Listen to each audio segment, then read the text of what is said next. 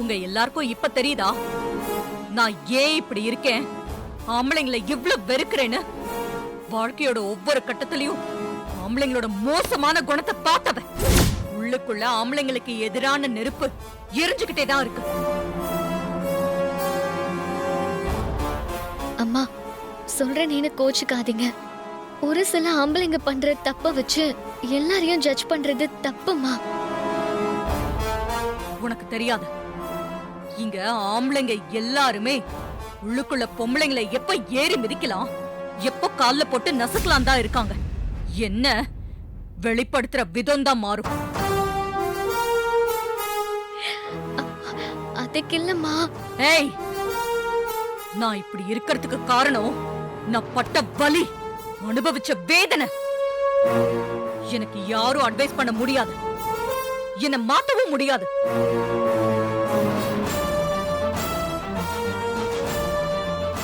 காயம் பட்டு பட்டு என் மனசு பாறையா மாறிடுச்சு. இனி ஒரு காலம் அது மாறாது. இந்த சாமுண்டீஸ்வரி எப்பவுமே இப்படிதான் இருப்பா. என்ன மாத்துறதுக்கு யாரும் ட்ரை பண்ணாதீங்க. இப்போ எனக்கு இருக்கிற ஒரே எதிரி அந்த ராஜா சேதுபதி தான்.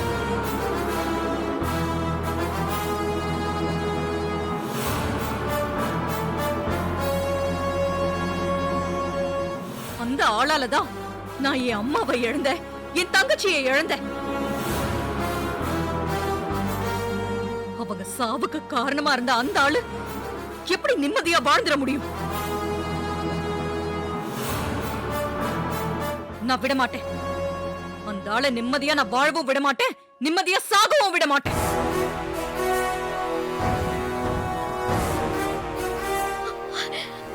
இத்தனை நாள் அந்த ஆள் அனுபவிச்ச வேதனை பத்தாது, இனியும் அனுபவிக்கணும். அந்த ஆளு செத்தா கொள்ளி போட கூட ஆள் இல்லாம அந்த குடும்பம் தவிக்கணும்.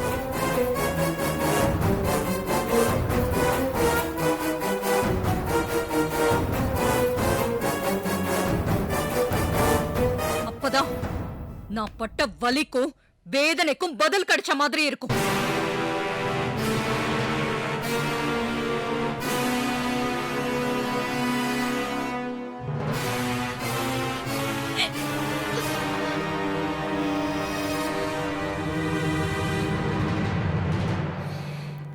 எங்க அப்பா தீர விசாரிக்காம செஞ்ச ஒரு விஷயத்தால 2 உசுறு போயிடுச்சு.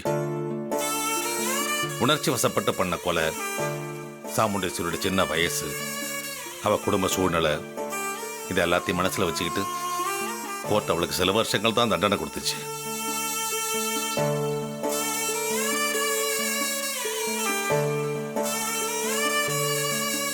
ஆனா என் மனசு மட்டும் வேதனைப்பட்டுக்கிட்டே இருந்துச்சு. எங்க அப்பா பண்ண தப்புக்கு பரிகாரமா சாமுண்டீஸ்வரி குடும்பத்துக்கு ஏதாவது பண்ணணும்னு நினைச்சேன். ஜெயில் தண்டனை முடிஞ்சு திரும்ப வந்த சாமுண்டீஸ்வரி கிட்ட நானே உன்னை கல்யாணம் பண்ணிக்கிறேன்னு சொன்னேன். அவளும் சரின்னு சம்மதிச்சா. ஆனா ஒரு சத்தியம் பண்ண சொல்லி கேட்டா.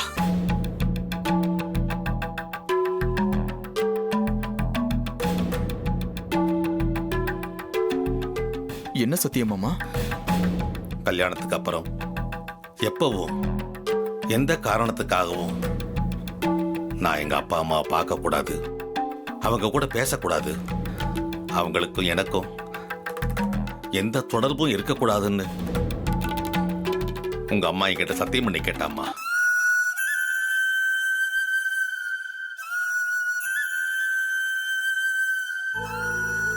என்ன மாமா இது?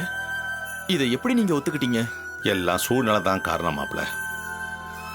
சாமுண்டேஸ்வரியோட அம்மாவையும் தங்கச்சிகளையும் எங்க அப்பா தான் ஆதரிச்சாரு. அவர் பண்ண எல்லா நல்லதும் அந்த 2 சாவுக்கு முன்னாடி ஒண்ணும் இல்லாம ஆயிடுச்சு. அது எப்படிப்பா? ஆமாம்மா, எப்பவுமே நாம பண்ற புண்ணியத்தை விட பாவத்துக்கு பலம் அதிகம்மா. புண்ணியம் சீக்கிரமா தீர்ந்துடும், ஆனா பாவம் வாழ்க்கையில கடைசி வரைக்கும் நம்ம கூட வந்துகிட்டே இருக்கும். அது அவ்வளவு சீக்கிரம் தீர்க்க முடியாதும்மா.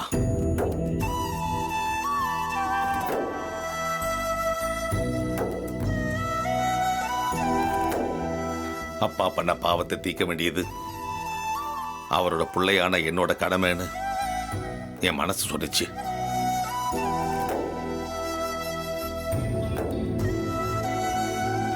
எங்க அப்பாவை பழிவாங்கத்தான் சாமுண்டீஸ்வரி இப்படி ஒரு சத்தியத்தை பண்ணி கேட்கிறான்னு எனக்கு நல்லா தெரியுமா. இருந்தாலும் எங்க அப்பா பண்ண பாவத்துக்கு நான் அனுபவிக்கிற தண்டனையா இருக்கட்டுமேனு தான் அவளுக்கு சத்தியம் பண்ணி கொடுத்து அவளை கல்யாணம் பண்ணிக்கிட்டேன்.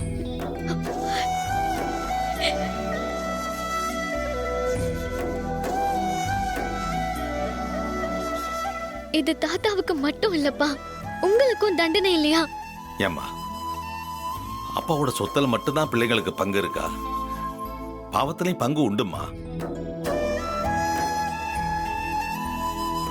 அதனாலதான் உங்க அம்மா சத்தியம் பண்ணி கேட்டப்போ நான் சரிட்டு சொன்னேன். அது மட்டும் இல்லாம என் மனசுல இன்னொரு எண்ணமும் ஓடிச்சுமா. காலப்போக்கில் உங்க அம்மாவோட கோபம் குறைஞ்சு இந்த வன்மம் மாறும்னு நினைச்சேன்.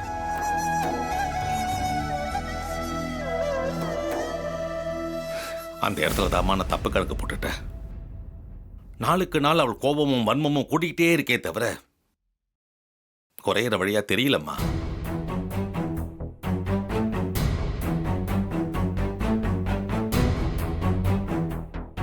இப்படியே இத்தனை வருஷங்கள் ஓடிடுச்சுமா.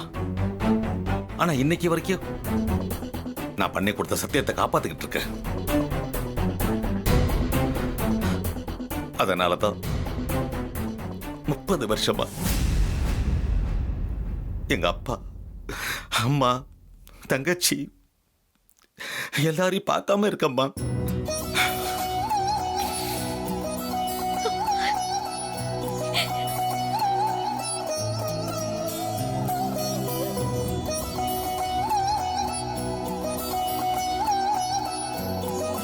அம்மாக்காக நீங்க செஞ்ச தியாகம் பெருசுப்பா.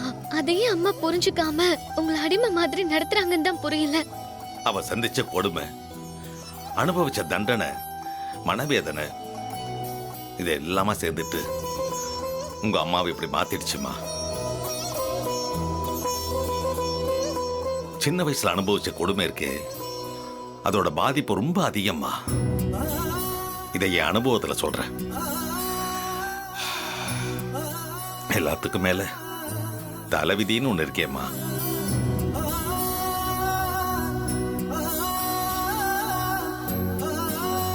மாமா, உங்க அப்பா பெரிய மனுஷன், நல்லது கெட்டது தெரிஞ்சவர். ஆனா அன்னைக்கு அவர் எடுத்த ஒரே ஒரு தப்பான முடிவால இன்னைக்கு பல பேரோட வாழ்க்கை பாதிக்கப்பட்டிருக்கு மாமா. எல்லாத்துக்கும் அவர் தானே காரணம்? இல்ல,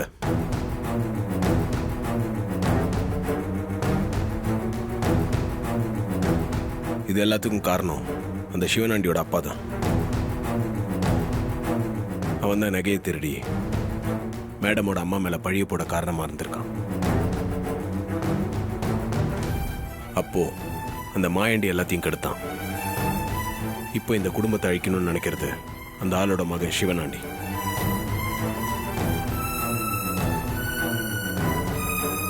அவன் தான் மேடமை கொல்றதுக்கு தொடர்ந்து ட்ரை பண்ணிட்டே இருக்கான். ஆமாப்பா, இந்த குடும்பம் அழியணும்னு காத்துட்டு இருக்குது அவன் தான். இத்தனை நாள் இது வெறும் போட்டி போறாமன்னு நினைச்சிட்டு இருந்தேன். ஆனா இதுக்கு பின்னாடி இவ்வளவு விஷயம் இருக்குன்னு எனக்கு இப்பதான் தெரியும். இதுக்கு மேல அவனை சும்மா விட முடியாது. இந்த வீட்டுக்கு இனிமேல் அவனால எந்த ஆபத்தும் வரவிட மாட்டேன். இந்த வீட்டுக்கு காவலா இருந்து உங்க எல்லாருக்கும் நான் பாதுகாப்பா இருப்பேன். தம்பி, எங்க போறீங்க? இது வரைக்கும் நடந்ததெல்லாம் வேற, இனிமே நடக்க போறது வேற.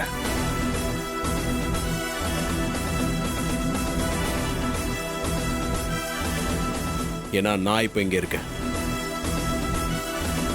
எல்லா உண்மையும் தெரிஞ்சுக்கிட்டு இருக்கேன். அதை நான் அவனுக்கு தெரியப்படுத்தணும்ல. அதுக்கு நீ என்னப்பா பண்ண போற? இங்க பாரு, தேவலாம் அங்க போகாத. எனக்கு ரொம்ப பயமா இருக்கு.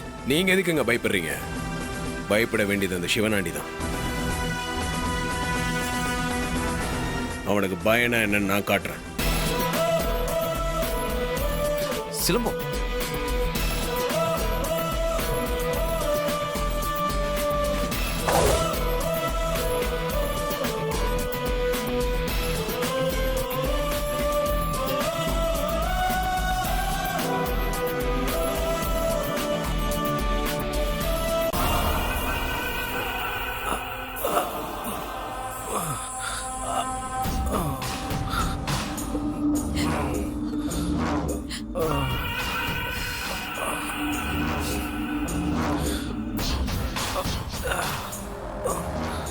ஆமா, இவன் கிழிச்ச கிழிப்புக்கு ஒத்தட ஒண்ணுதான் பாக்கி. தோத்துட்டு வந்தவனுக்கு வழியெல்லாம் தெரியுமா? அவளை கொல்லாம வந்துட்டங்கிற நினப்பு உன் நெஞ்சு அறுக்கல? ஊரு பேரு தெரியாத எவனோ ஒருத்தங்கிட்ட தோத்துட்டு வந்திருக்கியே, வெக்கமா இல்ல உனக்கு? ஆத்தா கொஞ்சம் பேசாம இருக்க மாட்டேன். நானே ஏற்கனவே கடுப்புல இருக்கேன். ஆமா, இது கொண்டு குறைச்சல் இல்ல. வீம்பா வீராப்பா பேசுறதுக்கு மட்டும்தான் நீ லாய்க்கு. காரியத்துல ஒண்ணு காணமே. ஆத்தா நீ ரொம்ப பேசுற. அப்படிதான்டா பேசுவேன். என்ன பண்ணுவேன்?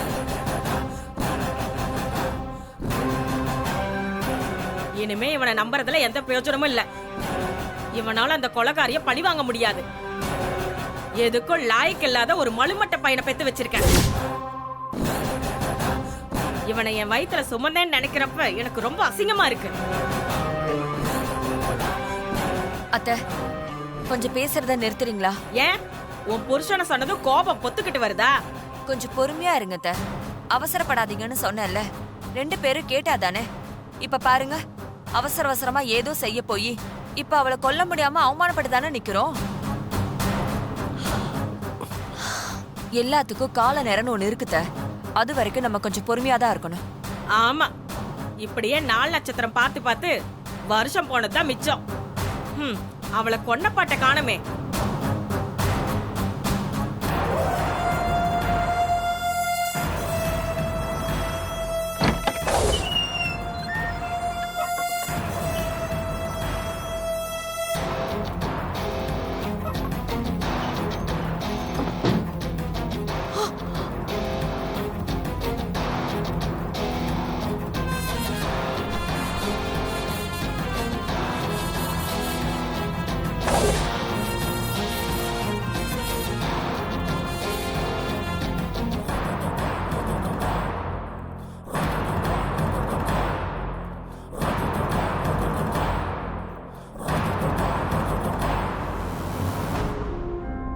இப்ப எதுக்கு இங்க வந்த? திரும்ப சண்டை போட வந்திருக்கியா? தோத்து போய் ஓடி வந்தது நீ. உங்ககிட்ட திரும்ப சண்டை போட்ட அசிங்கம் எனக்கு தான்.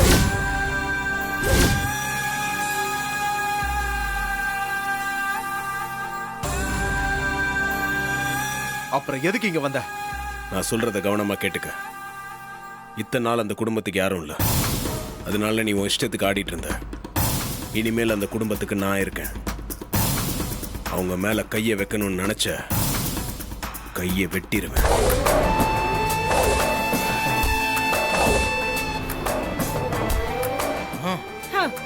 யாரா நீ? அவ குடும்பத்தை எதுவும் செய்யக்கூடாதுன்னு சொல்றதுக்கு நீ யாரு? நீ ஊர் பேர் தெரியாத பையன். நீ சொன்னா நாங்க பயந்துகிட்டு சும்மா இருக்கணுமா? சொல்ல வேண்டியதை நான் சொல்லிட்டேன். மீறி அதை நான் பண்ணணும்னு நினைச்ச அப்புறம் இழப்பு உங்களுக்கு தான். டேய், உன்ன மாதிரி சின்ன பயலுங்க கிட்டலாம் சரிக்கு சமமா பேசுறதே அசிங்கன்னு நினைக்கிறவனா? உன் உருட்டல் மிரட்டலுக்கெல்லாம் நான் பயப்பட மாட்டேன். போ. போக தான் போறேன். ஒன்னு நல்லா ஞாபகத்துல வச்சுக்கோங்க. அந்த வீட்டுக்கு இனிமேல் நான் தான் காவல். என்னை மீறி அங்க யாரும் கால் எடுத்து வைக்க முடியாது. கால் எடுத்து வச்சிங்க, உங்க உயிர் எடுக்கவும் தயங்க மாட்டேன்.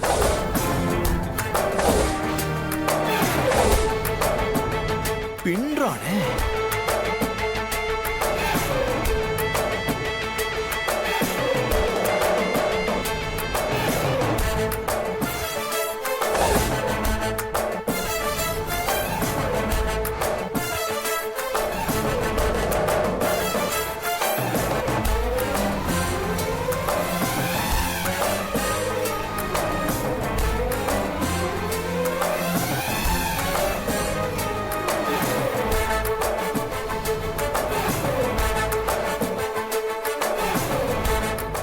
என்னம்மா சவுண்ட் ஜாஸ்தியா விட்டுட்டு போறா? அவன் கதையை முடிச்சிடலாமா? அத்தை, நீங்க கொஞ்சம் சும்மா இருக்கீங்களா? அவனை போடுறது ஒண்ணு அவ்வளவு சுலபம் இல்ல. அவன் உடல் பலம், மூளை பலம் எல்லாம் இருக்கிறவன். அவன் நினைச்சா என்ன வேணாலும் செய்வான். இது தெரியாமலே எங்க அக்காக்காரி அவனை வேலைக்கு வச்சிருக்கா. இங்க பாருங்க, கொஞ்ச நாளைக்கு அமைதியா இருங்க. இனிமே இந்த விஷயத்த வேற மாதிரி தான் டீல் பண்ணணும். கிட்ட இருந்துகிட்டே என் அக்காக்காரி குடும்பத்தை கொஞ்சம் கொஞ்சமா அழிக்கணும். என்ன நடக்குதுன்னே தெரியாம அவ மரண அவஸ்தைப்படணும். உங்களுக்காக நான் என் அக்கா குடும்பத்தையே அழிப்பேன். நீங்க யாரும் கவலைப்படாதீங்க.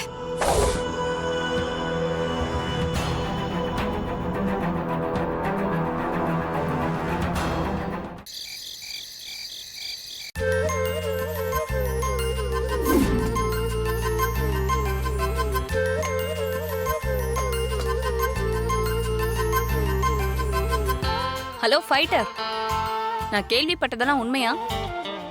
அப்படி என்ன நீ கேள்விப்பட்ட? அந்த சிவனாண்டி வீட்டுக்கு போய் சும்மா மாசா கெத்தா அதிரடியா மிரட்டிட்டு வந்ததா கேள்விப்பட்டேன். உண்மையா?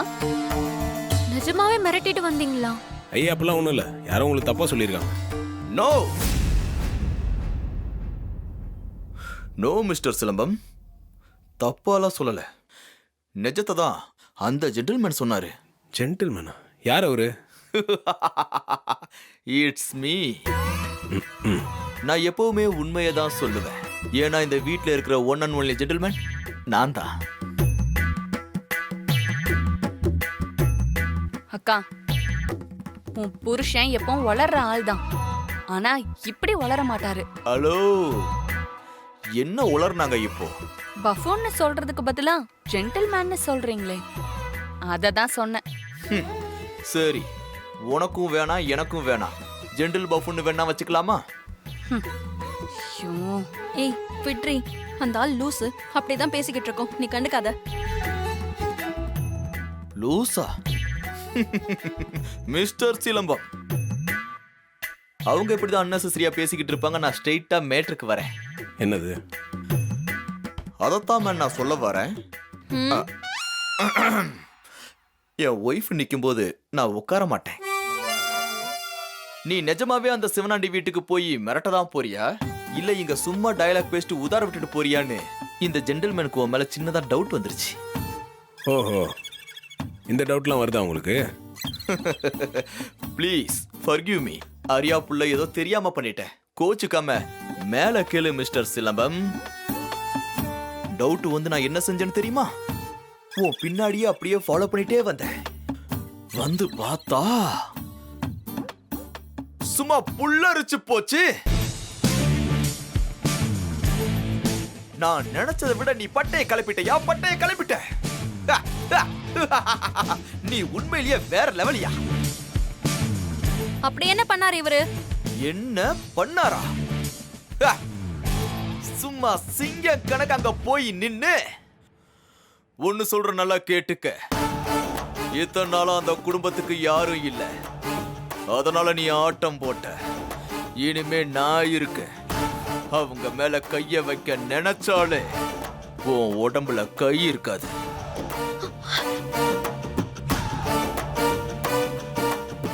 சொல்ல வேண்டியதை நான் சொல்லிட்டேன். மீதி ஏதாவது செஞ்சா இழப்பு உங்களுக்கு தான். ஒண்ணு நல்லா ஞாபகம் வச்சுக்கோங்க, அந்த வீட்டுக்கு இனிமே நான் தான் காவல். என்ன மீறி இனிமே அங்க யாரும் கால் எடுத்து வைக்க முடியாது. அப்படியே எடுத்து வச்சாலும் அவங்க உயிரையும் எடுக்க தயங்க மாட்டேன்னு சொல்லி சும்மா ஐயனாரு மாதிரி மீசைய முறுக்கி நிக்கும் போது பின்னாடி அவன் ஆத்தாலும் வாய் அடைச்சு நின்னாங்க பாரு. சூப்பர் சூப்பர் மாமா. அந்த கண்கொள்ளா காட்சிய நான் பார்க்காம போயிட்டேனே. நீயாவது நான் சொன்னதை கரெக்டா புரிஞ்சுக்கிட்டிய. You are a brilliant girl. மாமா, என்னைய கூட்டிட்டு போயிருக்கலாம்ல மாமா. பச்சை பிள்ளைங்களுக்குலாம் ஆக்ஷன் பிளாக்ல இடம் கிடையாது. ஏய், எதுக்கு இப்ப கை தட்டுற? அவரு போய் மிரட்டினாரா? அத பார்த்து இந்த மயில் மாமா புல்லரிப்பாராம். அதுக்கு நீ கை தட்டுவியா? இதெல்லாம் நம்ம என்கரேஜ் பண்ண கூடாது. ஏன் ஏன்னா இந்த வயலன்ஸ் எல்லாம் நமக்கு வேண்டாம், புரியுதா? அக்கா, நம்ம யாரோட பொண்ணுங்க? ஆ? இந்த மாதிரி வீட்ல பிறந்துட்டு வயலன்ஸ் வேண்டான்னு சொல்ற? வயலன்ஸ் நம்ம பிளட்லயே இருக்கு. ஹீரோயிசம்னா சண்டை, வயலன்ஸ், பஞ்ச் டயலாக். இது இல்லாம எப்படி? ஹலோ ஃபைட்டர், நீங்க ரொம்ப சூப்பர். இரு, நீ என்ன அதிசயமா என்ன பாராட்டுற? நீ இதெல்லாம் பண்ண மாட்டியே. உன் அம்மாக்கும் உனக்கும் தான் ஆம்பளைங்களே பிடிக்காதே. சாப்பிடுங்க, நீங்க சாம்பார் ஊத்துறேன். சுவாதி, ஏன் சார்பா 2 இட்லி வை. அவர் ரொம்ப டயர்டா இருப்பாரு. ம்.